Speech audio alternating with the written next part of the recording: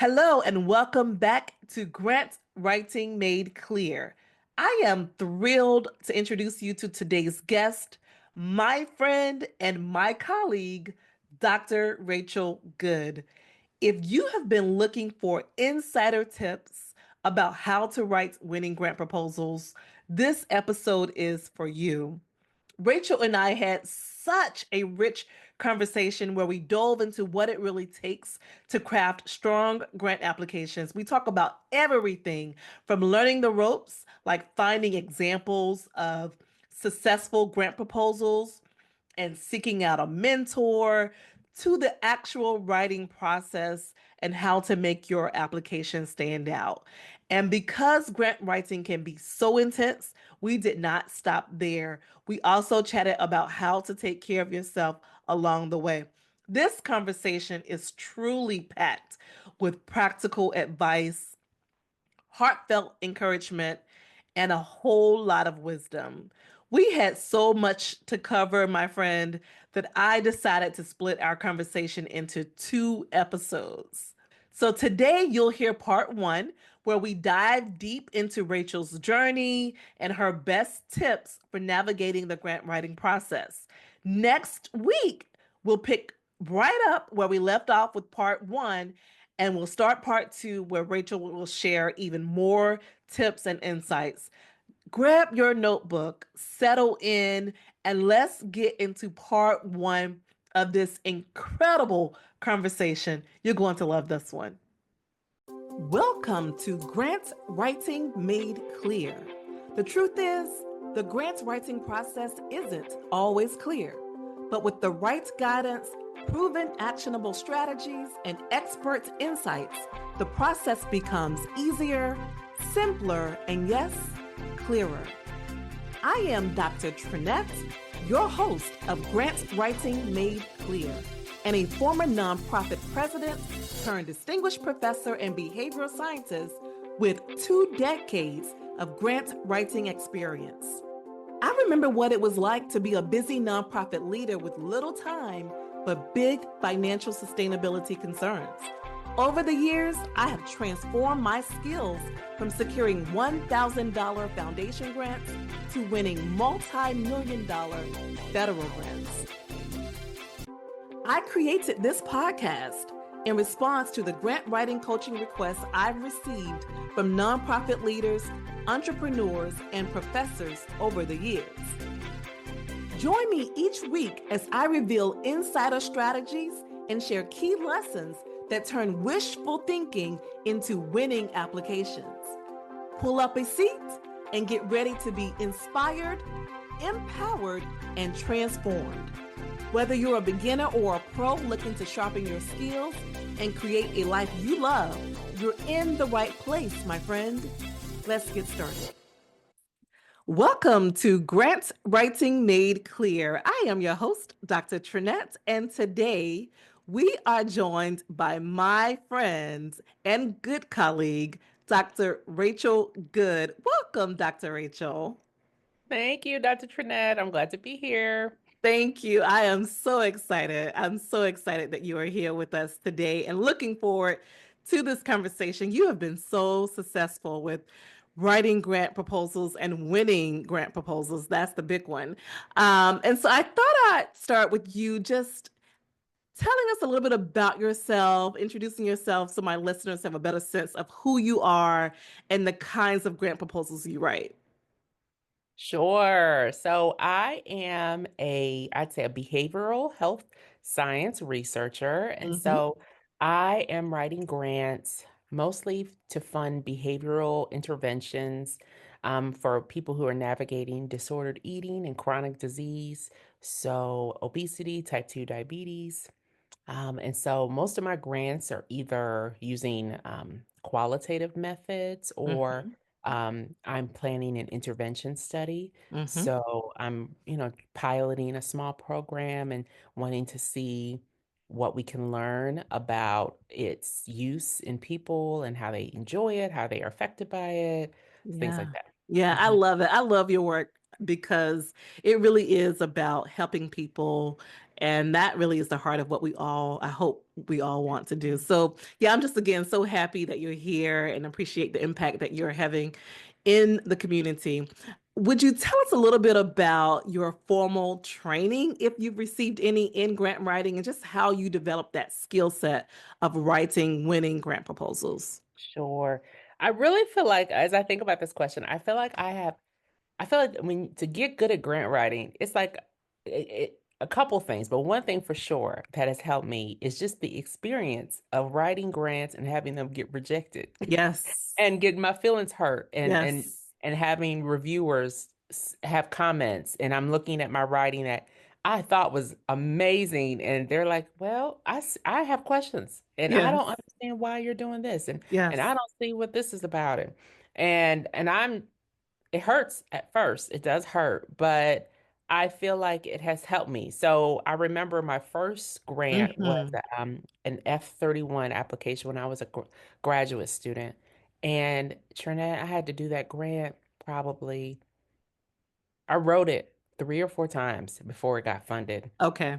And I Okay. remember the first time I worked so hard on it the first time, and then they sent it back, and they had, given it a score, but it was not going to get funded. And I just remember Yes. sitting there just being like, wait, I got to do this again? Like Yes. it's just and to get to realize, oh, I have to do it again. So definitely the experience of putting in grants time and time again. I've also had the chance to have formal mentorship with grants, whether it's a class I took a class when I was in school. I have had different like group mentorship experiences where other investigators were learning to write grants together and they would read my work, I'd read their work, and they'd give me Hmm. feedback and I would see their grants. That was another experience that has helped me. Hmm.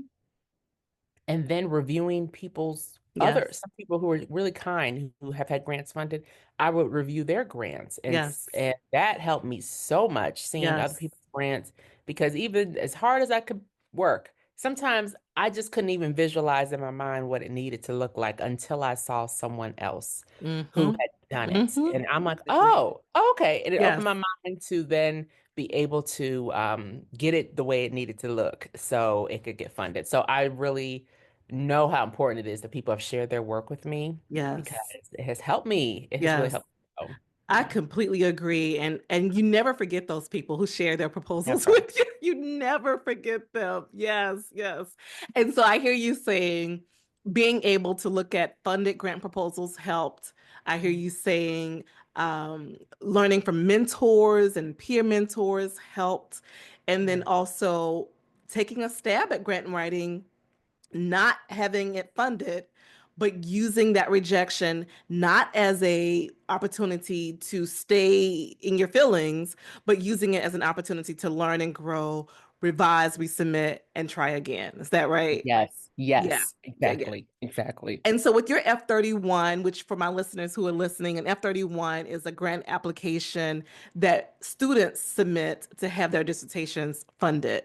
And so it's for doc students. And I encourage any doc students who are listening to consider the F-31. Yes, Now, yes. Dr. Rachel, with your F-31 that you said you tried a few times, and then finally it was awarded, what was your lesson learned? Like, what did you really learn from the process of, uh, clearly to me, one was persistence. Persistence is one of those softer skills that you learn that don't give up, you can do this. But in terms of technical skills, do you think there was one particular thing that stood out as being incredibly helpful for you during that first grant writing experience? Um, yes, there were a couple things. One thing that I found, so when I first got my rejection, I said, okay, I had to figure out how these grants are written. Like I was missing something, even though I was missing something. So I went back to the NIH and I learned about some of the systems where you could see some of the abstracts from their past Yes, grant yes, and see kind of some of the flavor of how the grants that do get funded, how they look.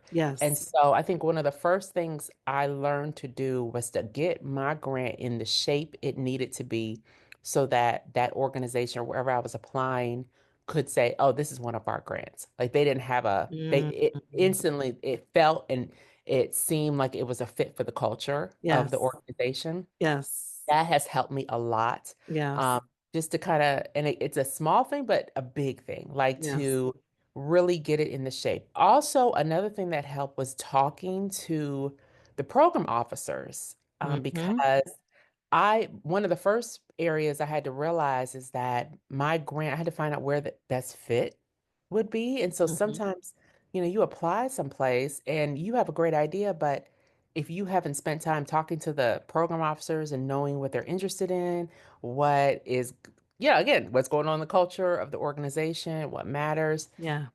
you're missing valuable information. And so I remember I really wasn't at the right fit Mm-hmm. for my research. I thought it was, but the more I talked to several different program officers, I realized, oh, I might need to go over here.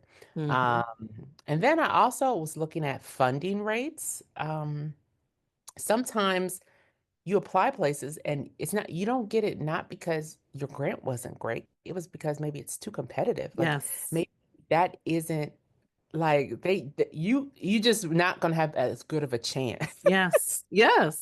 so I started learning to look at the funding rates at some of these places Yes. and seeing like, oh, these institutes, both of them really like my grant, but this one I have a better chance of Yes. them being able to fund my work versus this other place. So let me just submit over here. Like it was Yes. a simple but big switch Yes.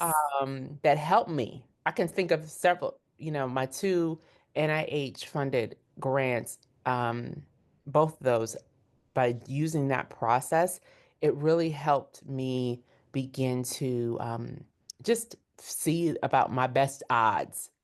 Yes. Like, what were my best odds? And Yes. sometimes certain places, they're like, oh, it would have took you about 5 times to submit here Yeah. before you got it. Mhm. And I'm like, wait a minute. I And don't I'm have thinking it's I my don't have that science. time. Yeah. I don't have the time. And it Yes. wasn't as much about that, Yeah. So yeah. So those are some of the things I think that have been helpful for Rachel, me. that is so good. And it is similar to my strategy in writing grant proposals. It is to start with, first, we start with the idea, obviously, right? We Mhm. have to have some idea. We have to be familiar with the literature. And we start with the idea and then we begin to refine it. But one of the first things I do is exactly what you said, and that is go and try to review abstracts that have been funded by the funder that I'm considering. And so if you are looking at NIH in particular, which I know, Rachel, is what we do quite a bit, I would Mhm. recommend that folks go to nihreporter.com to review abstracts and get a sense, as Rachel was saying, of the flavor of the funded grant abstracts. And that will give you a sense of what they're funding right now, how to write a strong abstract, what the aims look like. So really encourage you to do that work. And I agree, reaching out to a project officer sooner rather than later is also a really smart move because they're going to be able to tell you if this is an interest of the funder at that particular time. And so sometimes I will admit it can be hard to get certain project officers on the phone. Yes, And I to can. that, right? And so I would encourage people to persist, to continue to reach out, to try to talk to different people.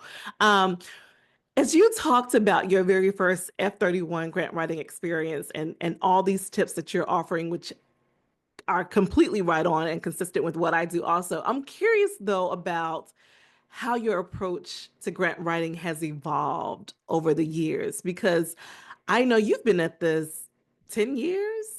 Is that right? Yeah. Yeah, about It 10 years. doesn't feel like it, but you're right. Yes, it has been 10 years at Yeah. least. Yeah. Yeah, for Yeah. sure. For Yeah. So sure. how has your approach, like, do you still, I guess, follow the same strategy of starting with the NIH reporter? Because I know sometimes I can forget about the NIH reporter. So do Mhm. you still start with the NIH reporter, the PO, or has something changed a bit for you? That's a good question. I think yes. So what I have learned that now is maybe a more important part of my process is I really try to make sure there's an alignment between kind of my spiritual sense of like this grant is for me. Mm, Like this is what I feel like I need to do. I'm interested in this idea. I'm hmm passionate about pushing this through versus I think earlier people were like, oh, you should apply for this. Okay. And Yeah. I'm over here working, but I Yes. don't necessarily feel or trust my prompts or ideas or feeling confident about things that I'm interested in. Mm-hmm. Like I think I tended to rely on what other people thought a little bit more. Mm-hmm. Mm-hmm. And so if I had an idea that I felt like this is a good idea, and if someone was like, I don't know, or you should do this, I Yes. think I was a little more swayed Yes. because I just assumed, oh, they know more than I do, or Yes. they and I think I now know that is not true. Like, yes, you might be your ideas may need to be put into a package, but these ideas are not nothing. They Mm-hmm. might be smaller than you feel like they are, or Yeah. but they are important. Mm-hmm. And I think that's one thing I can think of several grants that didn't get funded that I know one of the reasons, and I'm grateful they didn't get funded, is because I didn't care about that. Like it Mm. wasn't really for me to Yes. do. Yes. Right? There's that's important to know that some things aren't yours. But if Mm. it is yours and you're passionate about it, go after it. Don't I have learned not to tell myself no before someone else does because you'll Mm. start to do that. Even now, Yes. I can think of a grant that I'm working on, and other people are like, I don't know, Rachel, like I'm not sure. But Yes. I felt confident. Like I have this idea, Yes. and literally I just need to do a couple things and I can get this in. And I'm gonna keep going. I'm Yes. gonna keep pushing. So that's one thing I have learned to trust my voice a little bit more. And I Mm-hmm. find it I wish when I was younger, I probably would have wasted less time because I think the first part is you believing like I can do this. I have ideas that are good. And of course, we all need help to get our grants in the shape they need to be in. But Mm-hmm. Mm-hmm. I think we shouldn't discount our voices, like and then things that we're interested in because the world is waiting for you, right? The world is waiting Yes. for for Yes. that Yes. thing that you are interested in that no one else might be interested in, Yes. right? And they're Yes. waiting for you, Yes. but we just talk ourselves out of it. Yes. So, Rachel, I love that. And I really believe my listeners needed to hear that.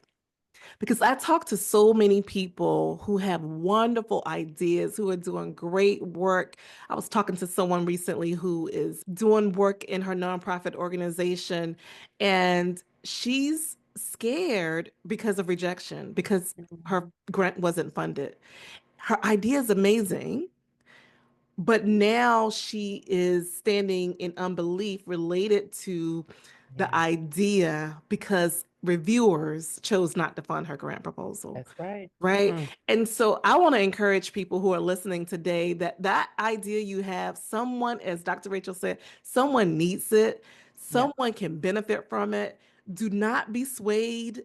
Do not be dismayed. We want to encourage you to persist. that's it. Someone needs what you have. Yes, you could probably benefit from some support, some coaching, some mentoring to Mm, help craft that into a fundable proposal.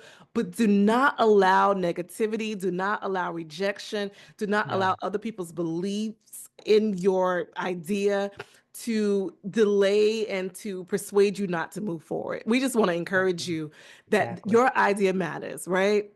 Yes. Yes, yes, Yes. yes. Yes, say that. Oh, Dr. Yes. Finesse, say that. And I could have benefited from that at the beginning. Oh, I could have Me benefited from too. believing that. Maybe I heard it, but I don't know if I believed it. And Mm, it's so mm, true. mm. That's good. I mean, and so in talking about that, so maybe someone's hearing us now, Mhm. but maybe they're not quite yet believing it. Yeah. How do we help people shift from hearing to Mm. believing? Mm. Yeah, here's the hard part, right? Sometimes the belief you have to walk it out, Mm, right? So sometimes you are walking and you don't believe fully. And yes, I think we have to normalize that's part of the process. You may yes, not believe it yes, all the time, but you can keep walking forward yes, and just kind of acknowledge those feelings, yes, acknowledge those emotions, encourage yourself, and yes. keep going, right? You can seek your supports that are helpful for you Mhm. and not rely on only what's going on in your head, right? Because Mm, sometimes you are saying such negative things to yourself, right? That you have and that you are believing and not even realizing it, but to know like, okay, I'm gonna keep going. Mm. So and so believes in me. I'm gonna, Yes. just allowing your village to hold you up when Yes. you're weak, right? Yes. And to not let go. And I can think of so many people, and sometimes it helps me to read the stories. I love reading the stories of those who maybe started small Mm-hmm. Mm-hmm. and who are ahead. Like they encourage me. I know sometimes people get discouraged, but it encourages me because I'm like, if they could do it, I Yes. could do it. Yes. And Yes. they all started somewhere. And I Yes. love looking back at people's CVs and I say, where did they start? What was their Yes. first grant? And I Yes. see it. I'm like, it looks a lot like my journey. Like Yes. they kept going and I have to keep going, Yes. even if I don't believe it sometimes. And so Yes. I can think of several times where I was doubting the whole way through. Yeah. I mean, even after I submitted, I was like, that was why did I, oh my goodness. Yes. Yes. Ah, but then I had to say, but I submitted it. And Yes. then I end up getting it. And you're like, oh my gosh, I Yes. would have never gotten that grant. I have a grant Yes. right now that I remember I heard about it and I thought, Lord, this deadline is tight. Yes. Yes. But I believe I could do this. Mm. And so if you're with me, I'm gonna try it. Like Yes. so if I email these people and they say I can apply, I missed the deadline, I'm taking that as a That's a sign that sign. you are for me, and I'm Yes. gonna go ahead. And Yes. Dr. Trinette, don't you know, it was crazy for a couple weeks, Mm. but I ended up getting that grant. I Mm. ended up getting that grant. Wow. And and I the whole time I remember it was stressful. It was a lot. But if I had quit, Mm. I would not have seen it. And I was battling the whole time. Mm. But God made a way. And Yes. I was able to get it. Yes. And yeah, and I can see Yes. now. Yes. He Yes. sometimes our work is just to believe and to walk forward. Yes. Yeah. Yes. Yes. Even when we don't see it, because Even when we don't see it. right. It's the evidence, right, of things not Yeah. seen. So even when we Yeah. don't see it, we Yep. move forward. Just We move for forward. me, I agree with you. I've had a lot of doubt on my journey, right? But Mhm. I always try to keep just a tad bit of belief, just enough to proceed. Yeah. And so I want to encourage people that regardless of what it looks like, to keep a tiny bit of belief and to operate and move forward on that. I love hearing your story, Rachel, about how you were not sure and it sounds like you had missed the deadline. And here you go, getting the grant. Here you Mhm. go. And I'm Yep. sure it was a good size grant.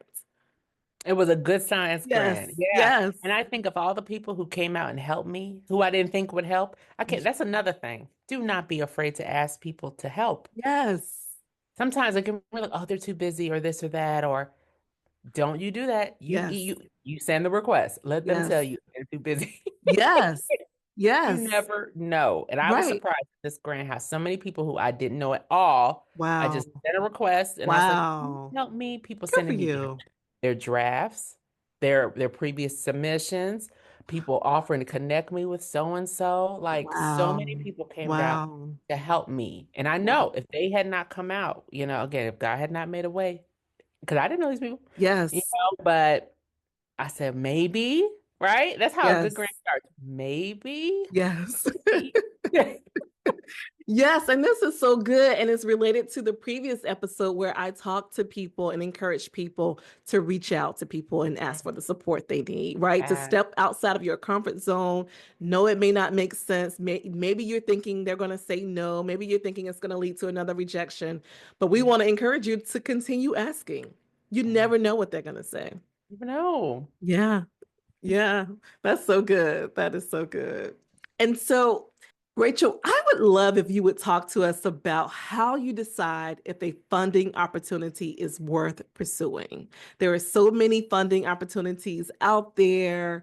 How do you decide if you want to pursue a particular funding opportunity? I have now learned that I have to make sure. I usually pray. I Mhm, usually pray mhm. because it takes a lot of time to Yes, apply for these grants and to apply well, like to put a yes, good application in. It yes, takes a lot of time. And so I have learned not to go discern if it's for me. Mm. And so usually I have learned to say a prayer and just say, is this for me? Yes. Right? And there's some times where people have been like, oh, you should do this, you should do that. And Hmm. I haven't felt that way, but I have felt maybe, again, more inclined and to leaning in a certain direction. So that's the first thing. I have to really discern in my heart, like, this is my path. Hmm. This is what my next step is. And Hmm. so I call it my spirit-led grant process Okay. because I don't want to do any grant that is not spirit-led because Yes. I want to, it's just too much time. It's too Yes. much effort. Yes. It's not quick, like you have to, and it's hard work. So I need to know that there's an alignment between me and the funder, that I am moving toward. Hmm.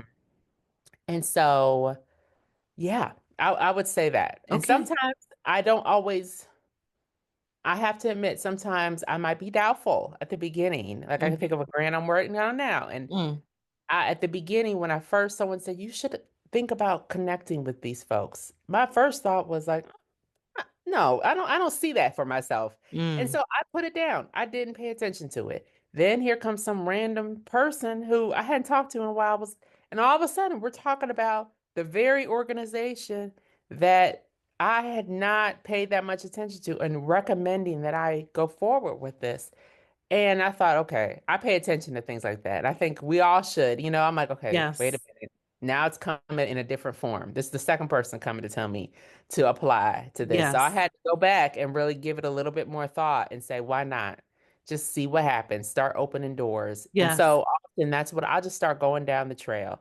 And if I start green lights, I'm getting open doors. I keep Mm. going, Mm. right? I just keep going until I do what I need to do. Hmm. And I've learned every grant, in my head I'm thinking I'm writing a grant because I want to get the money. But every grant isn't that. It's always worth it, but sometimes it's to connect me with something. Mm. Sometimes yes, it's to get funded, but sometimes it's to position me. Sometimes it's to get the experience of writing.